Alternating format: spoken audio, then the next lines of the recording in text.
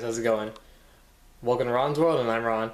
Today's episode, we're doing another figure review of the Assassin's Creed Black Flag Edward Kenway figure. So let's get started. Alright, so as you can see, Assassin's Creed is it's a very popular game. It's part of the biggest franchises of like Ubisoft.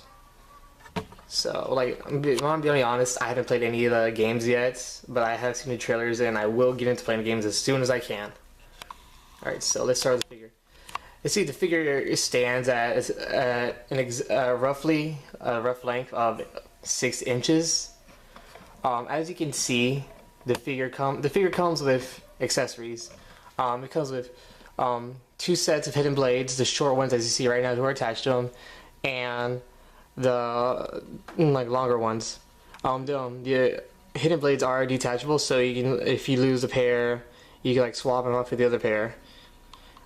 He also comes with a sword, which he comes with like a pair of swords, which actually broke pretty as soon as I was like messing around with them.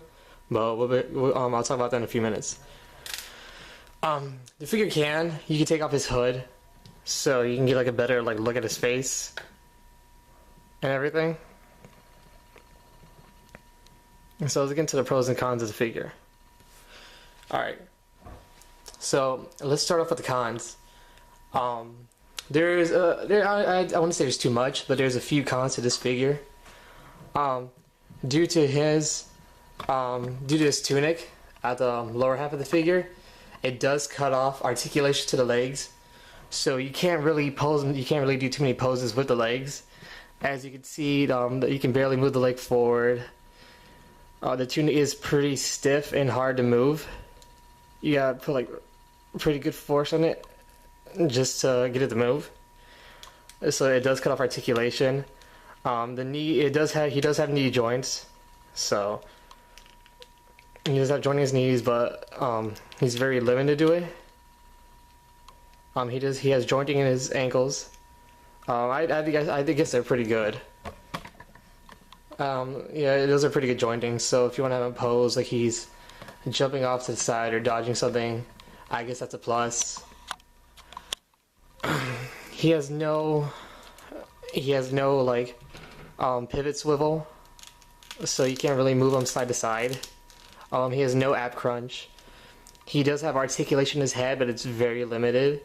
Like if you wanted to get his head at a really distance where the face is facing off in this general direction, when he's facing like that, you're gonna have to really put some force on the figure just to get him looking in that general direction, but you don't want to put too much of it because you don't want the head to snap right off. His little belts are wrapped around him do kind of get in the way sometimes of putting the hood back on. Mostly what I just do, I just keep the belts down like that and just put his hood on like that. These parts right here are supposed to be covered by the belt to hold it down, but it's a pain to take it off. Another con to this figure is the accessories. Like I said earlier, as soon as I got this figure taken out of the box, the swords broke.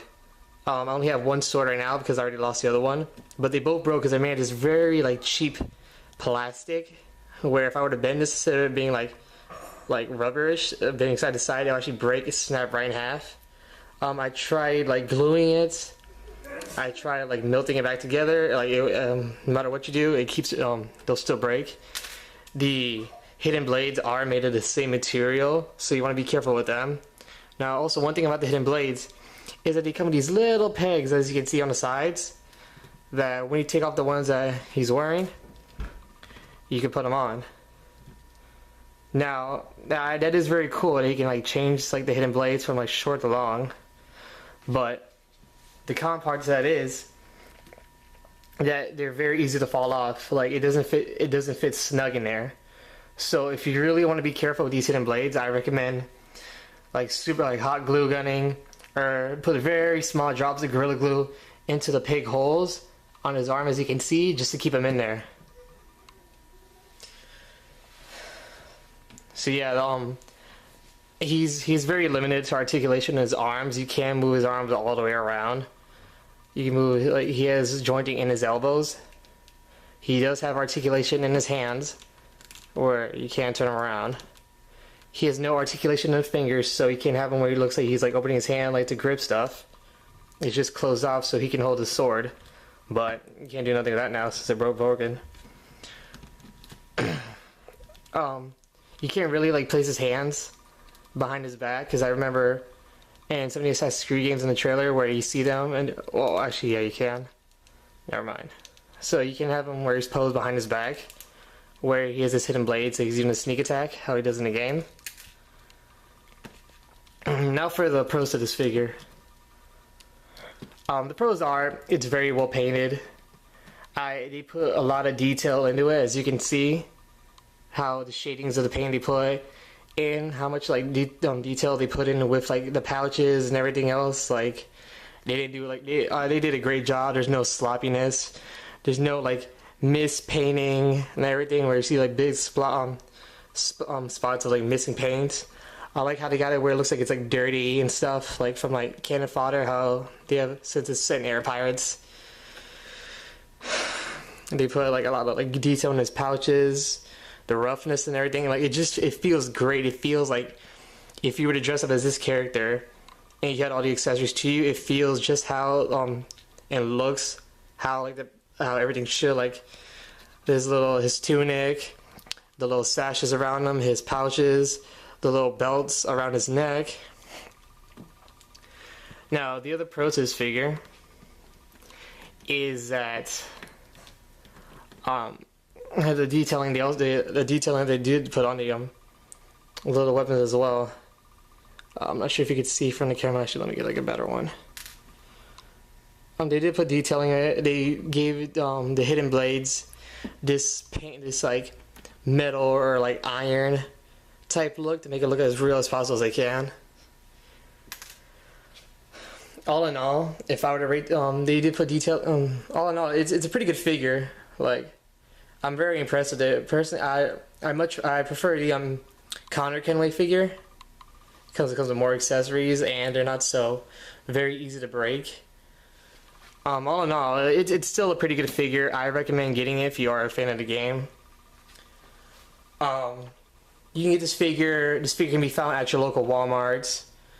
You can find it on Amazon.com, eBay, or any place or any website that sells like toys and action figures online.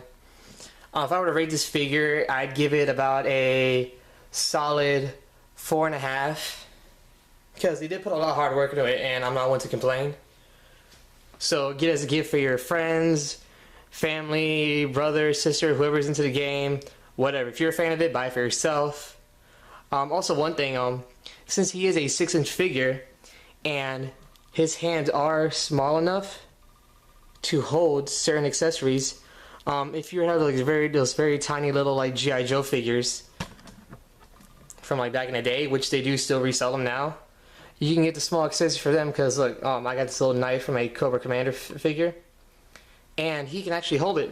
So if you are missing some of the hidden blades, or like I said, if you don't have anything stored anymore because they broke because of the cheapness of the plastic, you can actually put the little sword into his hand. And it's a perfect fit and perfect size for him, where he's like holding a dagger and stuff. So that's a plus. So yeah, I'm actually like very happy about that. I was upset that swords broke due to the cheapness, but now I'm flabbergasted that he can hold a dagger now instead of the swords. So that's it for today. Like I said, if you want to get this figure, go buy it. I'll have links in the description direct links in the description of where you can buy these online. Like I said, I give it a good solid 4.5. So yeah, that's it. I recommend this figure to anybody. Like I said, this is Ron's World. I'm Ron, so have a great day.